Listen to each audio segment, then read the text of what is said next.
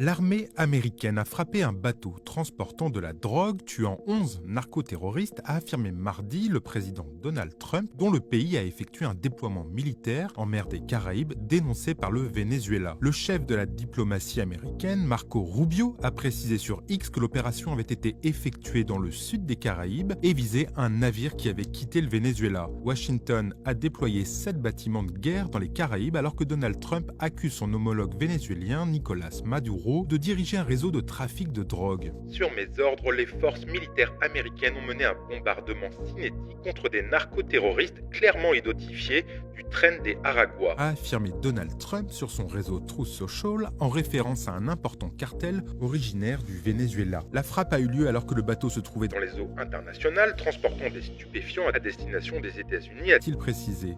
La frappe a tué 11 terroristes. Par ailleurs, 7 bâtiments américains sont présents dans les Caraïbes et un autre dans le Pacifique dans le cadre de la lutte contre le trafic de drogue, a précisé une responsable militaire américaine. Le président du Nicaragua, Daniel Ortega, a estimé mardi soir que ce déploiement américain était en réalité destiné à intimider les gens et à tenter de renverser des gouvernements. À Miami, Marco Rubio a fait part à des journalistes de la détermination de Donald Trump à utiliser toute la puissance des États-Unis pour éradiquer les cartels de la drogue. Le secrétaire d'État s'est toutefois abstenu de menacer le président vénézuélien, dont Washington a mis la tête à prix, de nouvelles mesures le visant directement. Interrogé par les journalistes sur une éventuelle opération contre Nicolás Maduro sur le sol vénézuélien, Marco Rubio s'est contenté de répondre « Il s'agit d'une opération de lutte contre le trafic de drogue ». Lundi, Nicolás Maduro a dénoncé la menace de 8 navires et d'un sous-marin américain qui visent le Venezuela et invoqué le risque d'un débarquement américain et d'un changement de régime.